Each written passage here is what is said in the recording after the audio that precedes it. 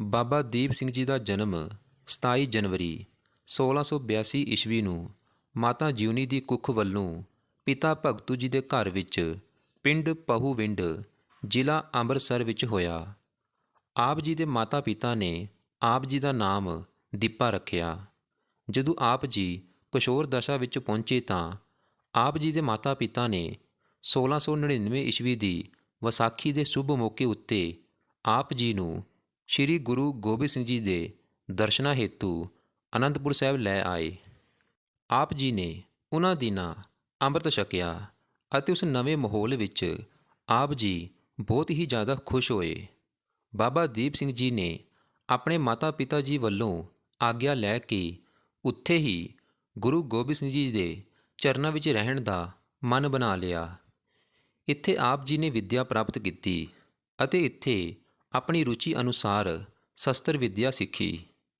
ਸਾਲ 1704 ਈਸਵੀ ਦੇ ਸ਼ੁਰੂ ਵਿੱਚ ਆਪ ਜੀ ਦੇ ਮਾਤਾ ਪਿਤਾ ਆਪ ਜੀ ਨੂੰ ਮਿਲਣ ਆਏ ਅਤੇ ਗੁਰੂ ਗੋਬਿੰਦ ਸਿੰਘ ਜੀ ਨੂੰ ਪ੍ਰਾਰਥਨਾ ਕੀਤੀ ਕਿ ਬਾਬਾ ਦੀਪ ਸਿੰਘ ਜੀ ਨੂੰ ਆਗਿਆ ਪ੍ਰਦਾਨ ਕੀਤੀ ਜਾਵੇ ਕਿ ਉਹ ਆਪਣੇ ਵਿਆਹ ਲਈ ਘਰ ਅੰਮ੍ਰਿਤਸਰ ਵਾਪਸ ਉਹਨਾਂ ਦੇ ਨਾਲ ਚੱਲੇ।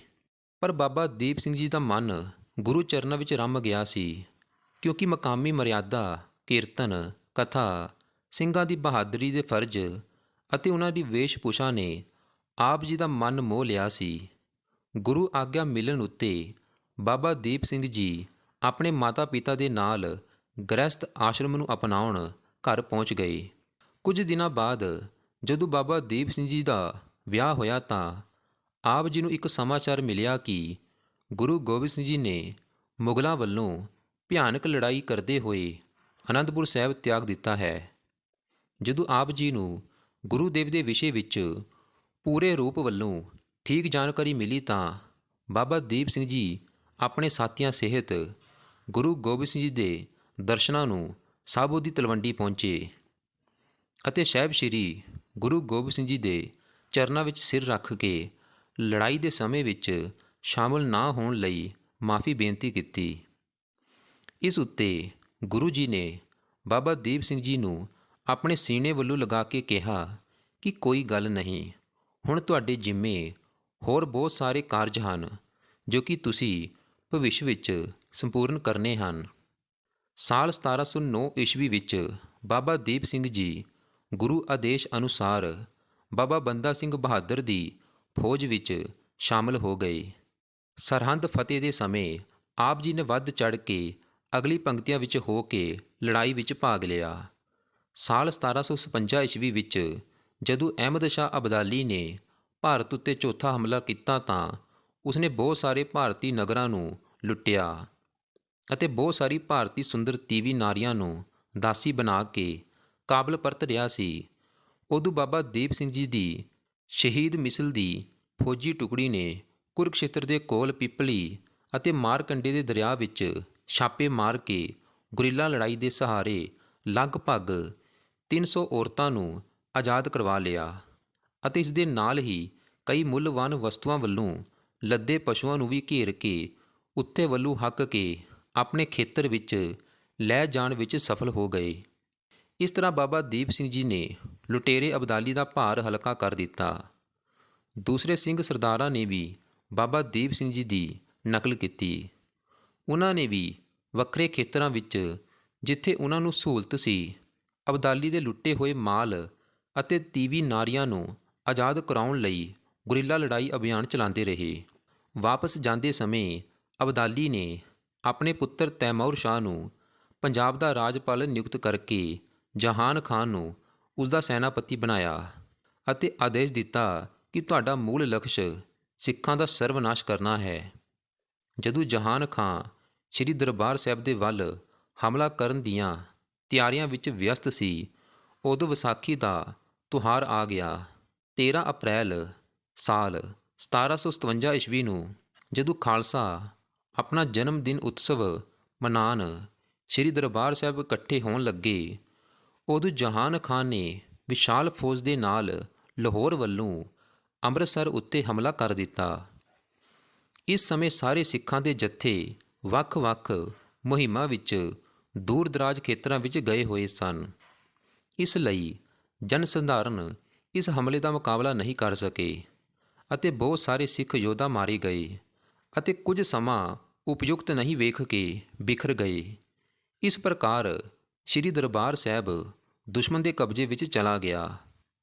ਜਹਾਨ ਖਾਨ ਨੇ ਪਵਿੱਤਰ ਸਰੋਵਰ ਵਿੱਚ ਕੂੜਾ ਸੁਟਵਾ ਦਿੱਤਾ ਅਤੇ ਗਊਆਂ ਦੀ ਹੱਤਿਆ ਕਰਕੇ ਸ੍ਰੀ ਦਰਬਾਰ ਸਾਹਿਬ ਵਿੱਚ ਰੱਖ ਦਿੱਤਾ ਗਿਆ, ਜਿਸ ਦੇ ਨਾਲ ਕੁਝ ਦਿਨਾਂ ਵਿੱਚ ਪੂਰੇ ਮਾਹੌਲ ਵਿੱਚ ਦੁਰਗੰਧ ਫੈਲ ਗਈ। ਉਸਨੇ ਕਈ ਇਮਾਰਤਾਂ ਨੂੰ ਵੀ ਢੇਰੀ ਢਾਹ ਕਰ ਦਿੱਤਾ ਅਤੇ ਚਾਰੇ ਤਰਫ ਪਹਿਰੇ ਬਿਠਾ ਦਿੱਤੇ। ਜਦੋਂ ਇਸ ਬੇਇੱਜ਼ਤੀ ਦੀ ਸੂਚਨਾ ਬਾਬਾ ਦੀਪ ਸਿੰਘ ਜੀ ਨੂੰ ਮਿਲੀ ਤਾਂ ਉਹ ਇਹ ਸੁਣ ਕੇ ਬਹੁਤ ਗੁੱਸੇ ਵਿੱਚ ਆ ਗਏ। ਗੁੱਸੇ ਵਿੱਚ ਉਹਨਾਂ ਨੇ ਨਗਾਰੇ ਉੱਤੇ ਚੋਟ ਲਗਾ ਕੇ ਲੜਾਈ ਲਈ ਤਿਆਰ ਹੋਣ ਦਾ ਆਦੇਸ਼ ਦੇ ਦਿੱਤਾ। ਤੁਰੰਤ ਸਾਰੇ ਸਾਬੋ ਦੀ ਤਲਵੰਡੀ ਨਗਰ ਦੇ ਸ਼ਰਧਾਲੂ ਨਾਗਰਿਕ ਇਕੱਠੇ ਹੋ ਗਏ। ਸਾਰੇ ਸਿੰਘਾਂ ਨੂੰ ਸੰਬੋਧਿਤ ਕਰਦੇ ਹੋਏ ਬਾਬਾ ਦੀਪ ਸਿੰਘ ਜੀ ਨੇ ਧਰਮ ਲੜਾਈ ਦਾ ਐਲਾਨ ਕਰਦੇ ਹੋਏ ਕਿਹਾ, ਸਿੰਘੋ, ਅਸੀਂ ਦਰਬਾਰ ਸਾਹਿਬ ਦੀ ਬੇਇੱਜ਼ਤੀ ਦਾ ਬਦਲਾ ਜ਼ਰੂਰ ਹੀ ਲੈਣਾ ਹੈ। ਮੌਤ ਨੂੰ ਲੋਚਣ ਲਈ ਸ਼ਹੀਦਾਂ ਦੀ ਬਰਾਤ ਚੜ੍ਹਨੀ ਹੈ। ਜਿਨ੍ਹਾਂ ਨੇ ਗੁਰੂ ਗੋਬਿੰਦ ਸਿੰਘ ਜੀ ਦੀਆਂ ਖੁਸ਼ੀਆਂ ਪ੍ਰਾਪਤ ਕਰਨੀਆਂ ਹਨ ਤਾਂ ਕੇਸਰੀ ਬਾਣੇ ਵਸਤਰ ਪਾ ਕੇ ਸ਼ਹੀਦੀ ਜਾਮ ਪੀਣ ਲਈ ਤਿਆਰ ਹੋ ਜਾਵੇ। ਬਸ ਫੇਰ ਕੀ ਸੀ, ਸਿੰਘਾਂ ਨੇ ਉੱਚੀ ਆਵਾਜ਼ ਵਿੱਚ ਜਗਾਰੇ ਲਗਾ ਕੇ ਪ੍ਰਵਾਨਗੀ ਦੇ ਦਿੱਤੀ। ਬਾਬਾ ਦੀਪ ਸਿੰਘ ਜੀ ਦਾ ਆਦੇਸ਼ ਪਿੰਡ ਪਿੰਡ ਪਹੁੰਚਾਇਆ ਗਿਆ, ਜਿਹਦੇ ਨਾਲ ਚਾਰੇ ਦਿਸ਼ਾਵਾਂ ਵੱਲੋਂ ਸਿੰਘ ਅਸਤਰ ਸ਼ਸਤਰ ਲੈ ਕੇ ਇਕੱਠੇ ਹੋ ਗਏ।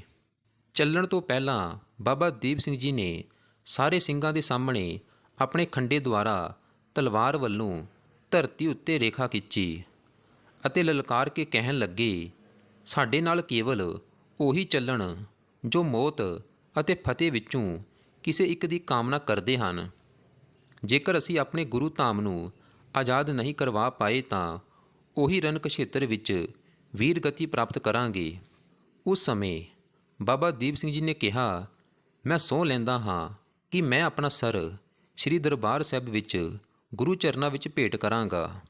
ਆਪ ਜੀ ਨੇ ਅੱਗੇ ਕਿਹਾ, ਇਸ ਦੇ ਵਿਪਰੀਤ ਜੋ ਸਿੱਖ ਆਪਣੀ ਘਰ ਗ੍ਰਸਤੀ ਦੇ ਸੁੱਖ ਆਰਾਮ ਭੋਗਣਾ ਚਾਹੁੰਦਾ ਹੈ ਉਹ ਹੁਣੇ ਵਾਪਸ ਪਰਤ ਜਾਵੇ ਅਤੇ ਜੋ ਮੌਤ ਦੁਲਹਨ ਨੂੰ ਵਿਆਹਣਾ ਚਾਹੁੰਦੇ ਹਨ ਤਾਂ ਉਹ ਖੰਡੇ ਦੁਆਰਾ ਖਿੱਚੀ ਰੇਖਾ ਨੂੰ ਪਾਰ ਕਰੋ ਤੇ ਸਾਡੇ ਨਾਲ ਚੱਲੋ।